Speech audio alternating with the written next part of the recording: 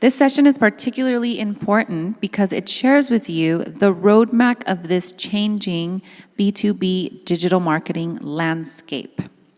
You are in front of some valuable insights as we have with us Somal, CEO and co-founder of Blue Ocean Global Technology. As the keynote speaker in this session, please put your hands together to welcome him.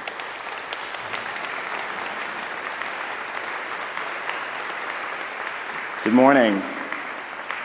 Eric Schmidt once said, "Identity will be the most valuable commodity for citizens of the future, and it will exist primarily online."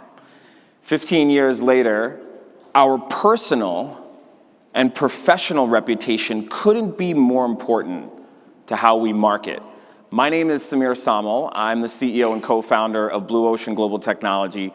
Couldn't be more excited here to share some context on strategies, the changing landscape, and how all of you can hopefully make more informed decisions. And if one of you can leave here and be a little bit more thoughtful about resource allocations, about how you're driving your business forward, then I know Somal, InterCon, and Blue Ocean Global Technology view today as a success.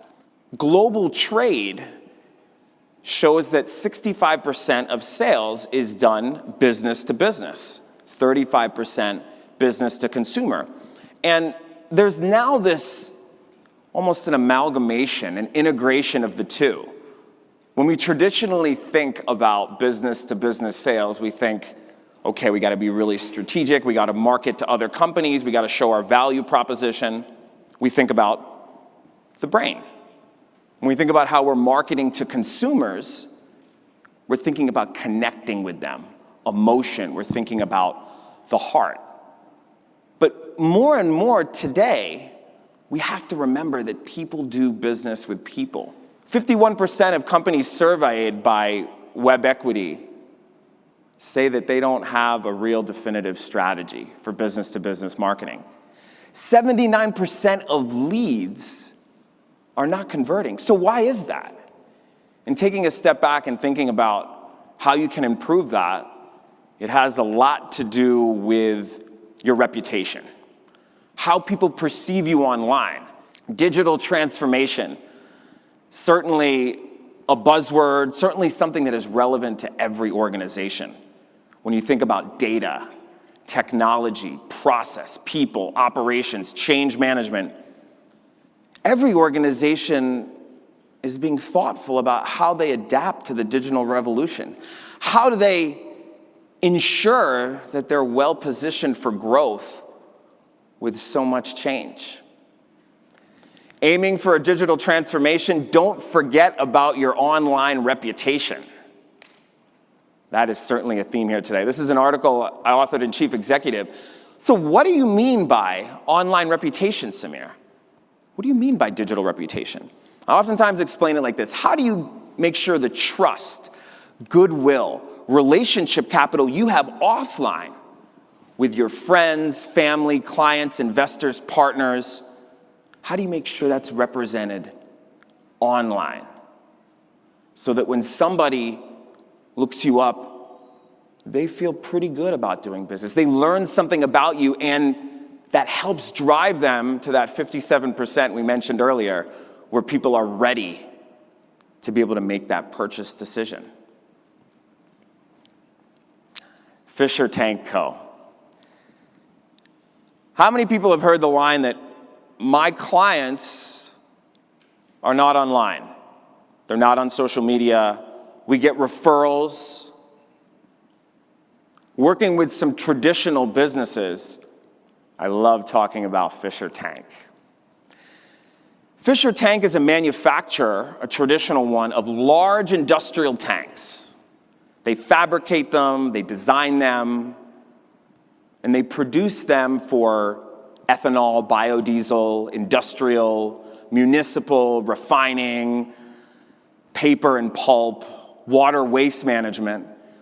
And as you can imagine, these large industrial tanks are pretty expensive. Orders typically are 7 figures, 8 figures, and the sales cycle is long, 12 months to several years. So when Fisher thought about their business model and how they could potentially educate decision makers who could consider a switch to Fisher, they jumped at the opportunity. Established in 1948, Fisher, like many traditional businesses, relied upon word of mouth, upselling existing customers, referrals, and of course, cold calling. But Fisher, in wanting to share how they think about manufacturing these industrial tanks, changed their entire approach and decided they would invest in digital marketing. They would invest in their digital presence. Anybody recognize a website like the one we have up here today? Those antiquated websites people still have where you have to pinch in to actually see it and move in. Well, that was Fisher's website. Fisher changed their website. They created a different first impression. Because today, especially following the COVID pandemic, less and less people are going to actually come into your office. So your proverbial storefront, the beautiful lobby that you have, that's going to be your digital presence, your first impression, and Fisher changed it. The results after 12 weeks speak for themselves. I mean, their pipeline, I think they had several $1 million they wouldn't have expected. Engagement from social media was up almost 5,000%. Web traffic, and this is just in the first several weeks. So what's the takeaway here, Samir? In working with a wide range of companies, Fortune 500s we consult with, helping growth businesses, we find time and time again that people are overlooking the foundation of their digital presence. You want to build a great building, we need a great foundation. And the foundation is your website, right? So it's ironic that we're at a high level advising companies and helping them on digital transformation, but we're at the most basic level in designing agile web properties that can ultimately realize the return on investment from the human capital you have devoted to marketing and sales, as well as the digital spend.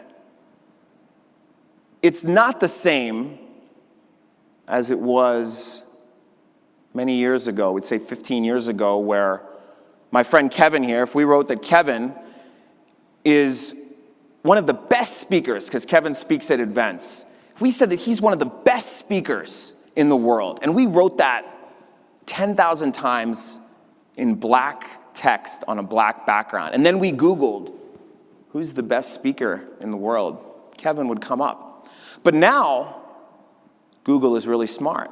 Some of you probably heard about those great names that Google came up with, Hummingbird, Panda. Google knows. And so they also, when thinking about ranking a website, they know about all the details and whether that website is being optimized. And that's one of the key overlooked areas, because oftentimes you'll have a firm that designs, creates a website, and then they won't take care of it. They're transactional about it. In speaking at events all over the world on this subject, how many people feel like SEO is a little bit of a dirty word? Nobody trusts it. All right, so I got to kind of take the air out on that. Why is that? It's because there's such a wide dispersion of competence. Effective PPC. We've built our business collaborating with public relations firms. They launched campaigns and they said, you know what? I think Blue Ocean Global Technology is a little more effective in ranking content and helping with some of those intangible aspects. So I'll give you an example. We had a client who didn't understand why they're spending $45,000 a month on PPC and they're not really getting results. A lot of it had to do with their web properties were not optimized. And if you're spending on PPC for B2B marketing and you're looking for high-ticket items and relationships, people are going to probably Google you before they put in their information. They're not just going to see a wonderful video, an image, and say, you know what, I think I should share all my personal information so that I get added to 300 telemarketing lists. So think about the digital reputation from that perspective. Social media marketing. It's more than just scrolling on newsfeed. It's where we're spending time, right? How many people have a parent, a grandparent, a brother, sister that's on social media that you never thought would be there? See a bunch of smiles. So if our clients, think about how much anybody kind of look the other way when their screen time report comes up on their phone and they say, really, did I spend that much time? People are spending time on social media, and we need to be thoughtful about how we're engaging them, because that key decision maker may not enjoy being on Facebook or LinkedIn, but they want to check in on what their company's posted. They want to make sure that their children aren't kind of going out of line, or what is their daughter up to in college because she hasn't returned a phone call. Having a background in finance myself, I didn't want to be held back by technology resources, and I found some great partners 10 years ago and in launching a wealth management firm, and that drove me to saying, you know what, I can share those resources. So your reputation is essentially what people perceive you, right? How many people feel like they have a pretty good reputation and they do business based upon their reputation, their company? Absolutely.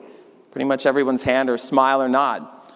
So how do we think differently about what we're doing on the internet? We have to think in terms of reputation. Reputation is intangible, right? How do you measure the love that you have for a parent, a child?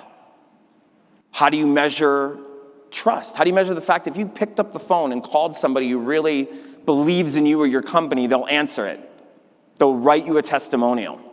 So reputation is what we find on the internet. Digital assets.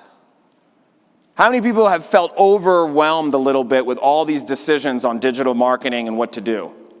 I'm definitely in that category, and through some of my conversations here. So to simplify that, it's always better to have quality than quantity.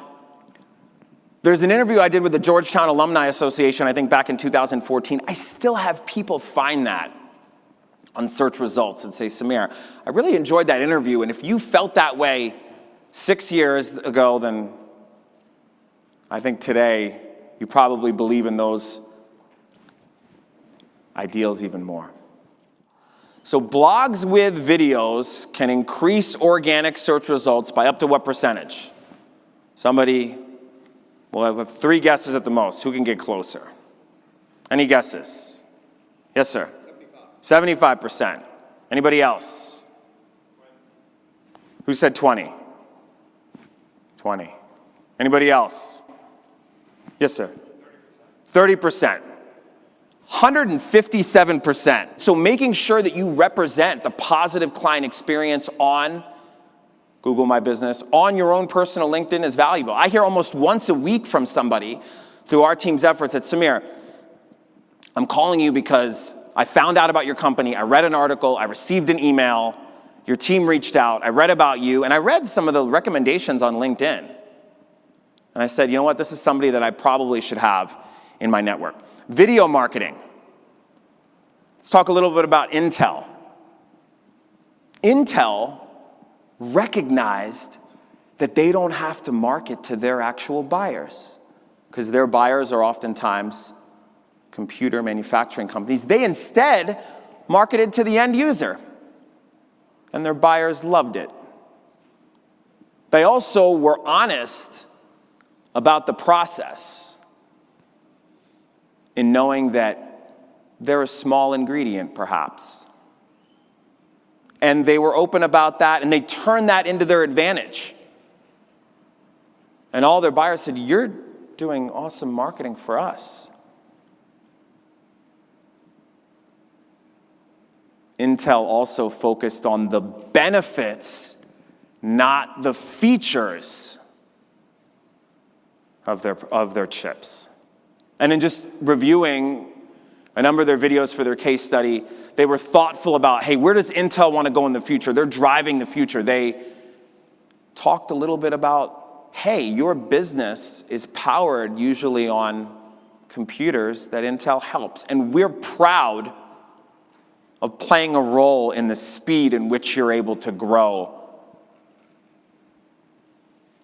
So Intel took a different approach. They also lifted up the hood, and they had team members from some of their software teams, and they'd pick questions out of a hat. And they asked them, like one of them was, what do you think about your manager? And the manager's sitting there.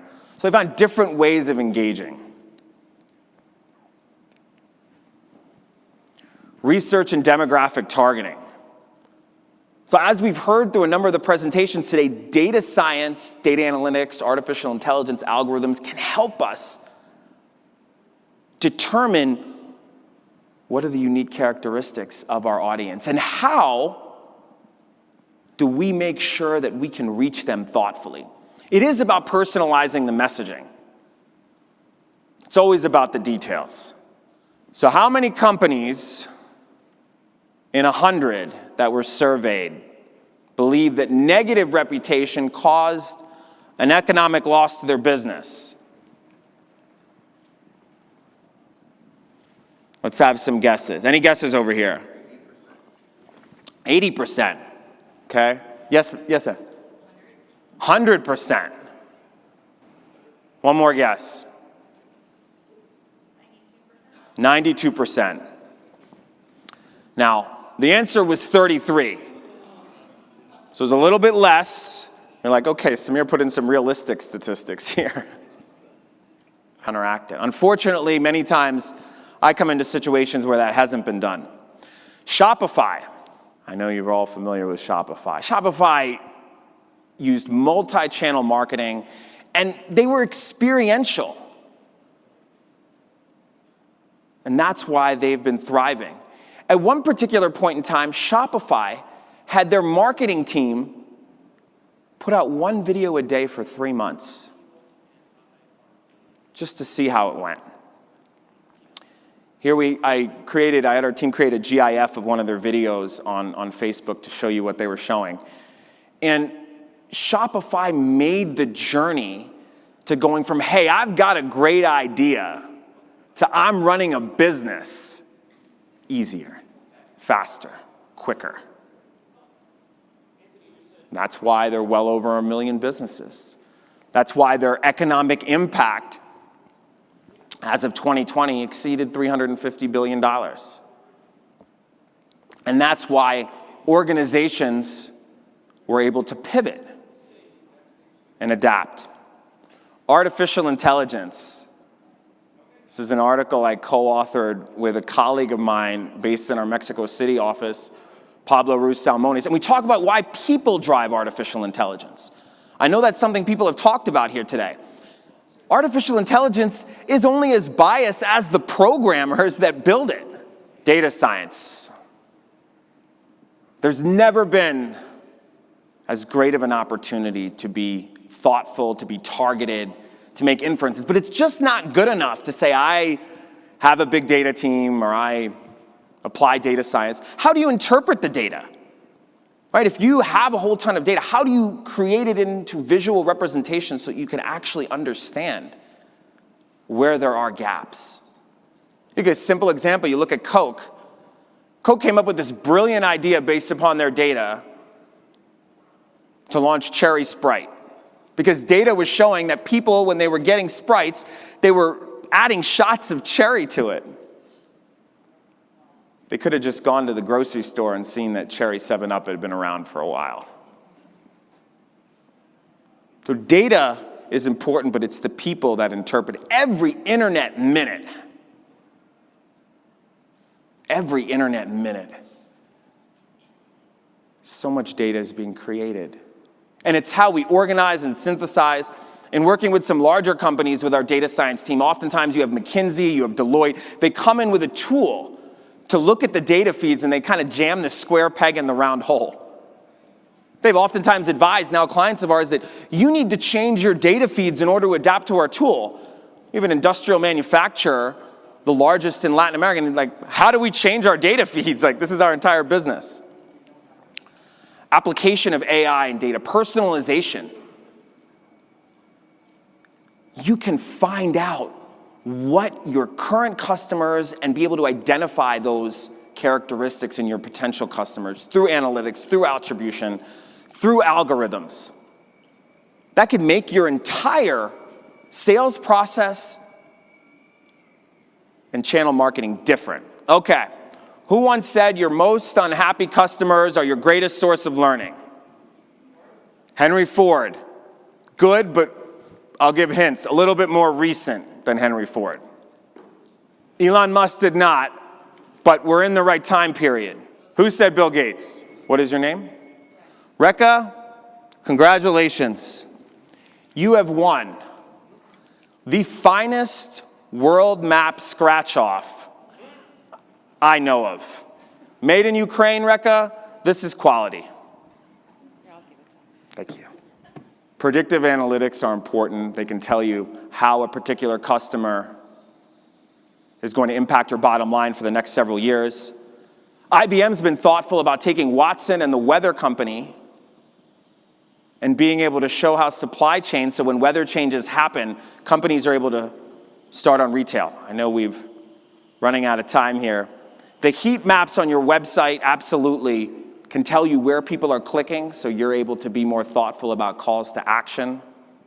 The future is voice, podcasts, augmented reality.